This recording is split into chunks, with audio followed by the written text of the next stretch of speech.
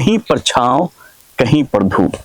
दोस्तों इस वक्त मैं जहां पे खड़ा हूं यहाँ चारों तरफ हरियाली है और बीच से एक छोटी सी पगडंडी जा रही है और मैं आपको एक ऐसी अद्भुत चीज दिखाने जा रहा हूं जिसके बारे में आपने सोचा नहीं होगा, कल्पना नहीं की होगी।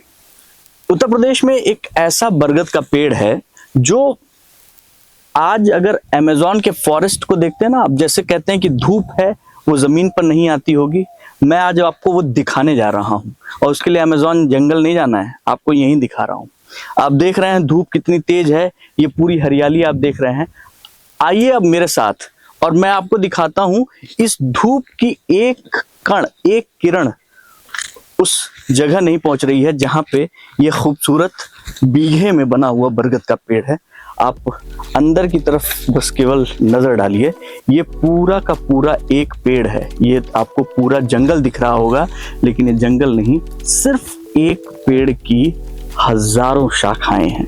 आपको आज इस वीडियो के माध्यम से इस जगह के हर एक अद्भुत रहस्य को आप तक पहुंचाएंगे, आपको बताएंगे, आपको दिखाएंगे और यहाँ के लोकल लोगों से मिलवाएंगे और इस पेड़ के इतिहास के बारे में जानेंगे।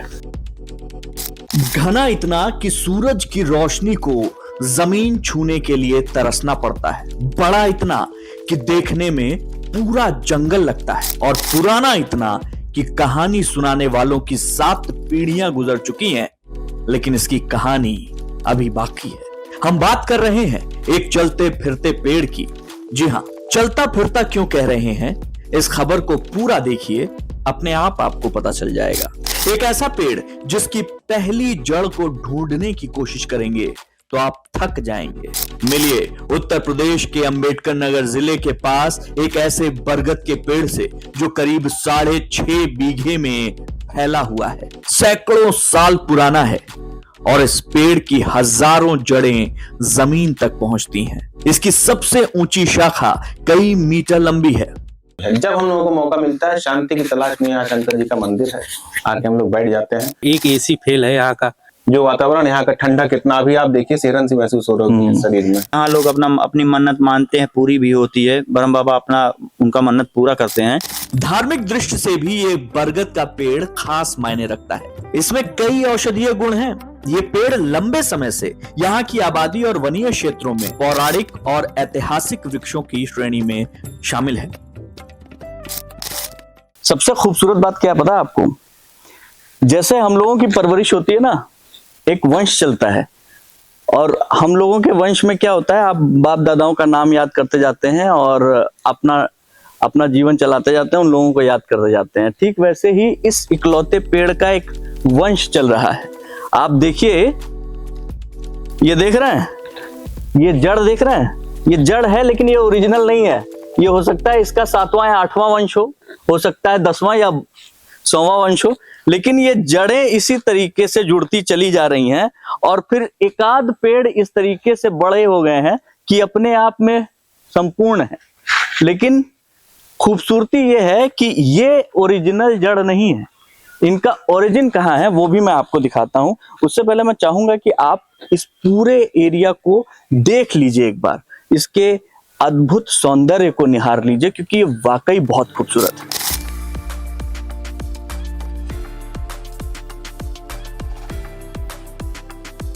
बरगद के पेड़ का उल्लेख ना 2500 साल पहले हिंदू ग्रंथों में हुआ था। धर्म में इसका बहुत महत्व है। भगवान विष्णु, ब्रह्मा और शिव प्रसिद्ध देवता हैं जो बरगद के पेड़ से जुड़े हुए हैं और इन तीनों भगवानों को वृक्ष के अलग अलग भाग में दर्शाया गया है। भगवान विष्णु छाल में है तो भगवान शिव शाखाओं में है तो ब्रह्मा जड़ में मौजूद है। हिंदू धर्म में ये दीर्घायु और अमरता का प्रतिनिधित्व करता है जो कि आप देख भी सकते हैं। सारी इच्छाओं की पूर्ति करने का काम भी बरगद का पेड़ करता है। ये अपने आप में बहुत बहुत बहुत खूबसूरत है और बरगद का पेड़ बौद्ध धर्म से भी जुड़ा हुआ है। 17वीं शताब्दी के अंग्रेज कवि जॉन मिल्टन को यह लिखने के लिए प्रेरित करती है कि एडम और ईव ने अपनी पहली पोशाक बरगद के पत्तों से बनाई थी, जो कि पैराडाइज लास्ट नाम की पुस्तक में लिखा हुआ है। स्थानीय लोगों का मानना है कि इस पेड़ की अपनी एक अलग कहानी है। यहाँ उन्हें बहुत सुकून मिलता है और बच्चों के लिए इस इकलौते पेड़ में एक जंगल है और इस जंगल में वो मंगल करने आते हैं। अक्सर आप लोग यहाँ आते होंगे, क्रिकेट भी खेलते होंगे। जी जी, बहुत बहुत इधर साइड में क्रिकेट होता है और हमारे गांव के सभी बच्चे लगभग जो यहाँ रहते हैं बराबर खेल कूद अपना लगाए रहते हैं। दिन का टाइम पास यही है। आज के समय में यह उत्तर प्रदेश के अंबेडकर नगर के आसपास का सबसे विशालकाय बरगद का पेड़ है और इसी रूप में प्रसिद्ध है।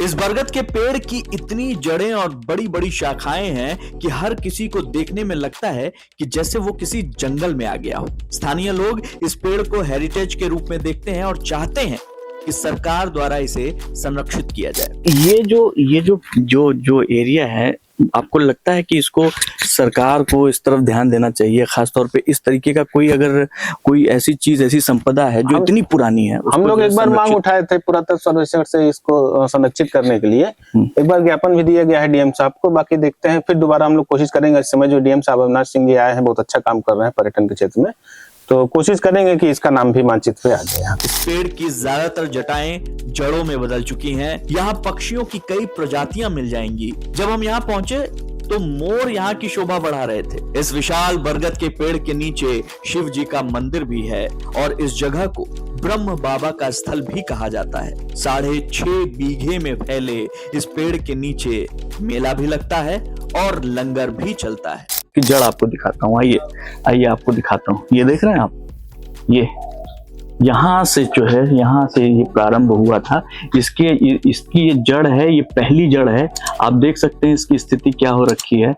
तकरीबन 350 साल, जैसा कि यहाँ पे पंडित जी बता रहे थे कि ये पुराना ये पेड़ है और इसी एक शाखा से ये 6 बीघे में बना हुआ पूरा वट वृक्ष सामने आया है।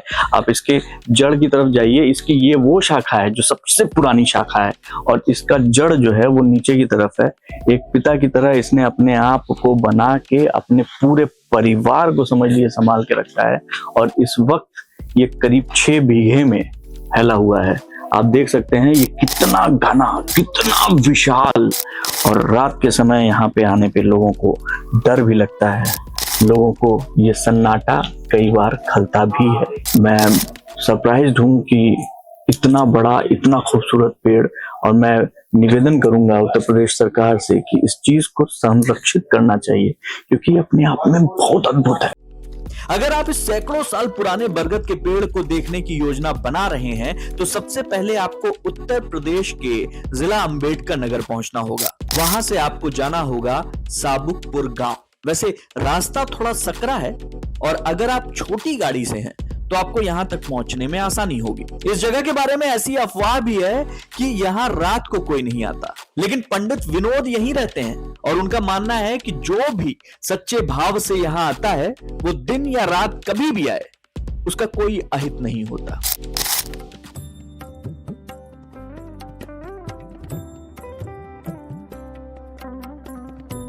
तो ये जो पूरा परिसर है ना, ये पूरा वटवृक्ष जो है इस समय जिनके संरक्षण में है उनसे मुलाकात करवाते हैं।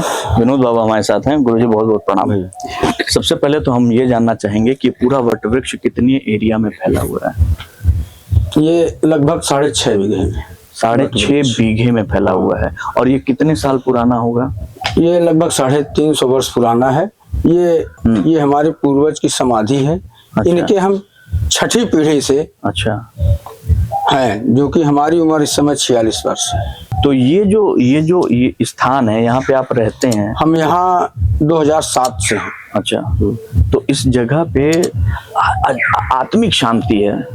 ये शांति जो है वो बहुत लोगों को खींचती है। जो भी सच्चे भाव से आता है, हाँ, उसकी सारी मनोकामनाएं यहाँ पूर्ण होती है। हाँ, और दूर दराज से लोग आते भी हैं, हाँ, जो कि अपनी इच्छाएं पूर्ण करके वापस जाते हैं बाबा का आशीर्वाद लेकर के। यहाँ आने का सबसे आसान तरीका क्या है विनोद बाबा? कहीं भी उत्तर प्रदेश से या कहीं भी देश भर से कोई अगर आना चाहे, आप अंबेडकर नगर ब्रह्म बाबा स्थान पूछ लीजिए। ठीक है, तो वहाँ साधन मिल जाएगा अंबेडकर नगर से? हाँ, आप बसखारी आइए या टांडा होकर के हीरापुर सुलेमपुर आइए, आप पहुंच जाएंगे यहाँ। हाँ, एकदम पहुंच जाएंगे। इसके पीछे जो है कुछ ऐसी किंवदंतियां भी हैं कि रात के समय जो है आप यहाँ न आए या इस तरीके से लोग न आए, ऐसी कुछ चीजें भी सुनाई देती हैं। क्या इसमें कितनी सत्यता है? नहीं ऐसा कुछ नहीं है, हम तो 24 घंटा यहीं रहते हैं। हाँ, अरे तो और आप जो है यही कोई भी श्रद्धा भाव से, चाहे रात हो या दिन हो, हाँ अगर इनके चरण में आ रहा है हाँ। तो इनका ये दायित्व है कि उसको जो है सुरक्षित रखें, आशीर्वाद भी दें। आशीर्वाद दें। क्या बात है, क्या बात। तो ये जब इतना पुराना आपने बताया 350 साल का, इतनी जड़ें, इतना एक बरगद के पेड़ से इतनी जड़ें, सारी जड़ें एक पेड़ आपको से। लगता है सरकार सारी को जो है इस तरफ ध्यान देना चाहिए, इसको जो है पुरातत्व विभाग को एक बार देखना चाहिए? देखना तो चाहिए ही, वन विभाग भी वाले आए थे और जो है ले गए थे नाप जोख करके यहाँ। 2 साल पहले वन विभाग वाले आए थे। लेकिन कुछ हुआ नहीं, कुछ नहीं हुआ, कुछ हुआ नहीं। ये एक बड़ी विडंबना है कि आपके घर में अगर मोती छुपा हुआ है, फिर भी चूंकि वो आपके घर में है तो वो कहते हैं कि क्या कहते हैं, घर की मुर्गी साग बराबर। तो चूंकि वो आपके घर में है तो इसका कोई मतलब ही नहीं है कि उसका कोई महत्व हो सकता है। अभी यही चीज विदेश में लोग देखने जाते हैं और एक पेड़ देखने जाते हैं, अमेज़न के जंगलों में देखने जाते हैं, तो उसके पीछे दुनिया भर के आर्टिकल्स निकल के आ जाएंगे। मैं ये जो देख रहा हूं, अगर ये अपनी आंख से आप देखेंगे या आप वहां बैठ के देख पा रहे हैं तो ये अद्भुत है, बहुत ही खूबसूरत है।